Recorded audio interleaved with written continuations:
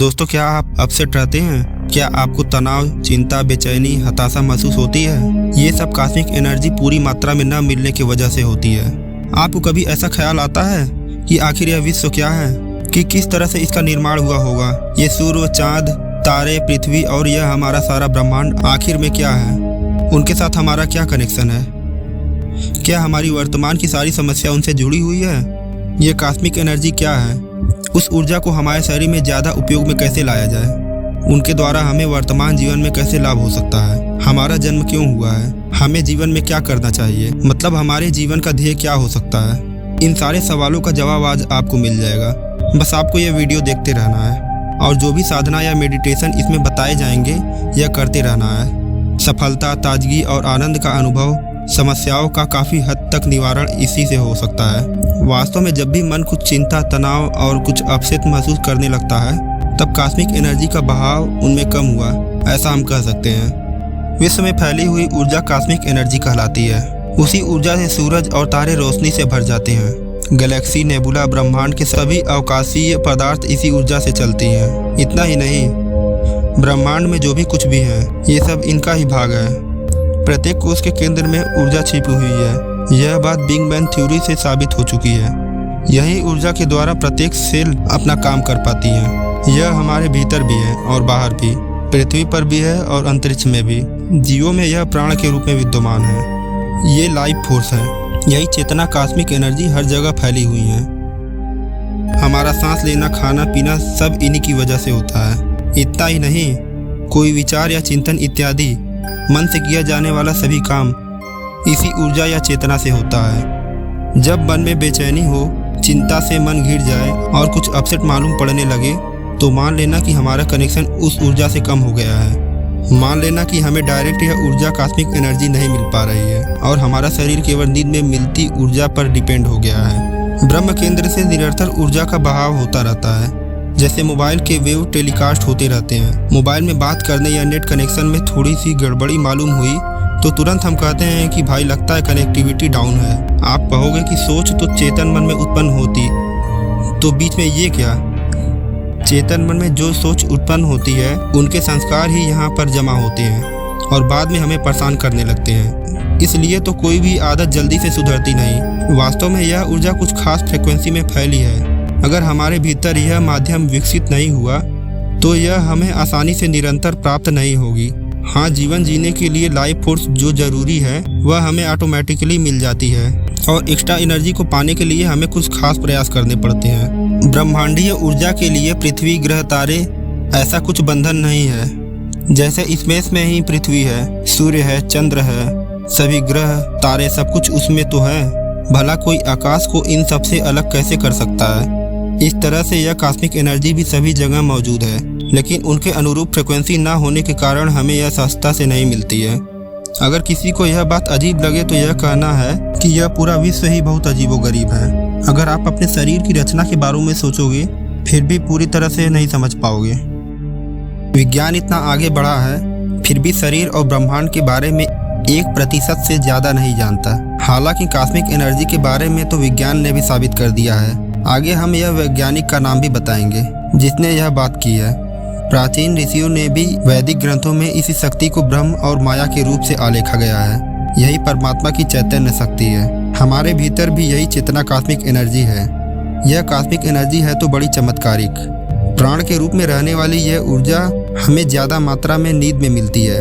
इसलिए तो इस ऊर्जा की कमी महसूस हो तब हमें नींद आने लगती है। यहाँ पर व्यवस्था यह है कि जब कोई गहरी नींद में होता है तब उन्हें यह दिव्य ऊर्जा का लाभ इतना मिलता है कि जिसे वह अपना जीवन टिका सके। जब हम गहरी निद्रा में होते हैं तब इस निद्रा से जागते समय सारी थकान दूर हो जाती है। एक प्रकार की ताजगी मिलती है। इस तरह से दिन भर की थकान गायब हो जाती है। लेकिन अगर यह निद्रा गहरी नहीं हुई और कोई विचार चालू ही रहा तो हमें कॉस्मिक एनर्जी ठीक मात्रा में नहीं मिलती, जिसके कारण दूसरे दिन हम थकान महसूस करते हैं। वास्तव में नींद वैज्ञानिकों के लिए एक बड़ा रहस्य है। नींद के बारे में आज भी कई सोच चालू हैं। नींद में ताजगी का अनुभव क्यों होता है, उनका जवाब वैज्ञानिक भी नहीं ढूंढ पाए। हर कोई कहे नींद में हमारा माइंड बंद हो जाता है तो यह भी सही नहीं है।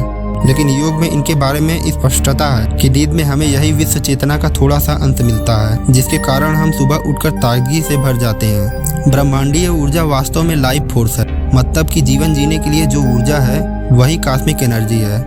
इस तरह से सबको यह ऊर्जा अल्प मात्रा में मिलती है। आमतौर पर यह नींद में ज़्यादा मिलती है। इतना ही नहीं, जब आप थोड़े अपने आप में मतलब कि शांत होकर सेल्फ अवेयरनेस में होते हैं तब यह ऊर्जा हमें मिलनी शुरू होती है, लेकिन हमें यह मालूम नहीं होता है। इसलिए हम क्या करते हैं कि तुरंत ही दूसरी उलझनों में घिर जाते हैं और यह ऊर्जा का बहाव रुक जाता है। उलझनों में रहते हुए भी हमें इनके साथ जुड़े रहना है। जब आप कोई अपनी पसंद का काम करते हैं तब एक समस्या ऐसा आता है कि आप पूरी तरह से उसमें खो जाते हैं। तभी एक छोटी सी आनंद की एक लहर दिमाग के ऊपर सिर में महसूस होती है। उस समय में आप आसपास के वातावरण और अपनी बॉडी को भी भूल गए होते हैं। इसी समय यह ऊर्जा का अनुभव होता है, लेकिन यह ज़्यादा समय रुकता नहीं है। लेकिन लंबे समय तक उसे टिकाने की तकनीक आपको मालूम नहीं है। यहाँ पर हम एक छोटी सी बात को बता रहे हैं जिससे आप इस ऊर्जा के स्वरूप को समझ जाएंगे। दरअसल यह ऊर्जा हमारे शरीर को चलाती है। श्वसन तंत्र, पाचन तंत्र, उत्सर्जन तंत्र आदि जो कुछ भी रचना हमारे शरीर में है उन्हें नियंत्रित करती है और चलाती है।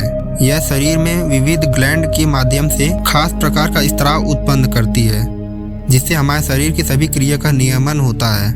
मतलब कि शरीर में ब्लड का सर्कुलेशन कितनी मात्रा में होना चाहिए। पाचन तंत्र में खाने के बाद जो कुछ प्रोसेस होती है वह मतलब कि सारी क्रिया जो शरीर में स्वयं संचालित तरीके से चलती है, उनका कारण यह दिव्य ऊर्जा है। यह ऊर्जा रोग प्रतिरोधक शक्ति बढ़ाती है, जो हमें रोगों से मुक्त करती है। जिसकी ये शक्ति जागृत होने लगती है उसके पास एक दिव्य घेरा छा जाता है, जिसे ऑरा कहते हैं। इनके कारण बैक्टीरिया दूर रहते हैं। एक दिव्य चेतना का बहाव होता है जो शरीर में रोग प्रतिरोधक शक्ति को बढ़ाता है। हमारे शरीर में दो प्रकार की क्रिया होती है।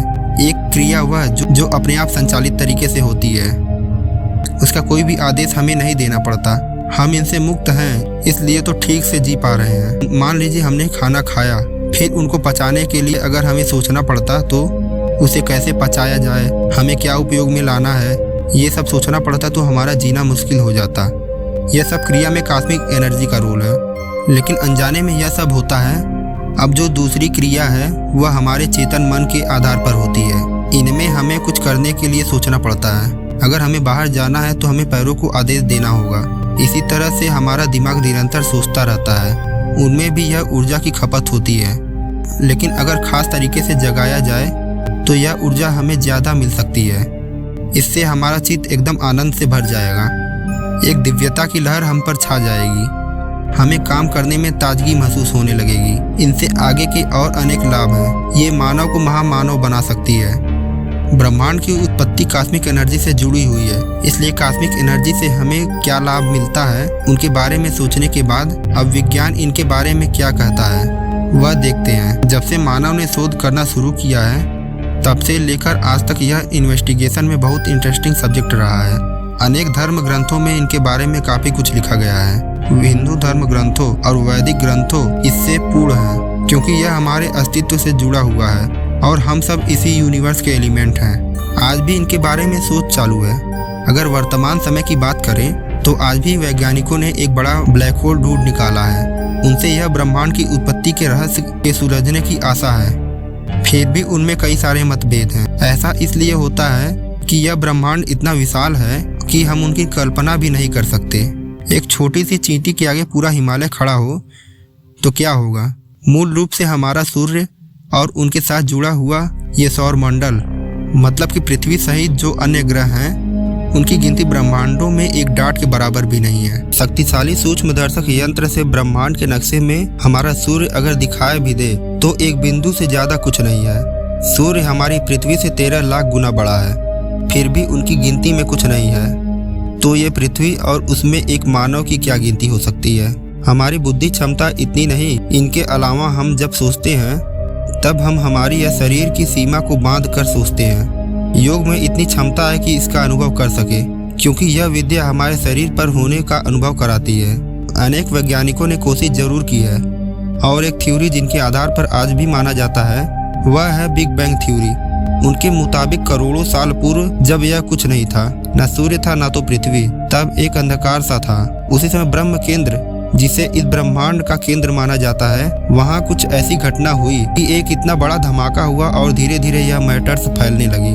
आज भी उस धमाके की वजह से ब्रह्मांड निरंतर दूर दूर तक फैलता जा रहा है। इस थ्योरी को पुष्टि दी अल्बर्ट आइंस्टाइन ने।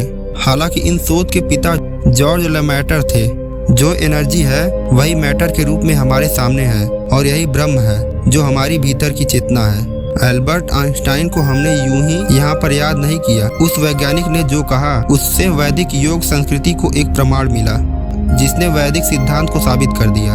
वह है थ्योरी ऑफ रिलेटिविटी, मतलब कि सापेक्षवाद। हालांकि यही सिद्धांत वेदांत में दृष्टा और दृश्य के सिद्धांत से पहले से ही लिखा हुआ है, जिसे वेदांत में ब्रह्म कहा गया है। यही चेतना सारे ब्रह्मांड की रचना करती है, लेकिन यही चेतना या एनर्जी खुद ही ब्रह्मांड बन गई है। अल्बर्ट आइंस्टाइन ने भी यही कहा था कि there is no difference in mass and energy, मतलब कि पूरा ब्रह्मांड की जितनी भी मास है वह एनर्जी में तब्दील हो सकती है और वही एनर्जी एक समय में फिर मास बन सकती है।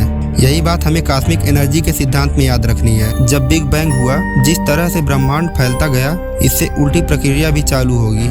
धीरे धीरे वह फिर से सिकुड़ना चालू हो जाएगा और सारा फिर से डार्क मैटर में कन्वर्ट हो जाएगा। फिर से सैकड़ों साल बाद बिग बैंग होगा और यह ब्रह्मांड की उत्पत्ति होगी। यही सिद्धांत हो सकता है, क्योंकि हम देखते हैं कि इस दुनिया में सारी घटनाएं निरंतर एक साइकिल में घूम रही है। दिन होता है और रात होती है, जन्म होता है, मृत्यु होती है। आकाश में पहले जो बिखरी हुई मैटर वह एकत्रित होने लगे और तेजी से घूमने लगती है और फिर बनते हैं तारे, सूर्य इत्यादि। अंत में वह ब्लैक होल बन के सिकुड़ जाती है। यही बात वैदिक ग्रंथों में भी लिखी मिलती है। इस तरह से यह सब बारी बारी में निरंतर होता रहता है। वैदिक ग्रंथों में भी इस ब्रह्मांड की उत्पत्ति ब्रह्मा जी करते हैं और अंत में ब्रह्मरात्रि आती है और उनमें प्रलय आ जाता है।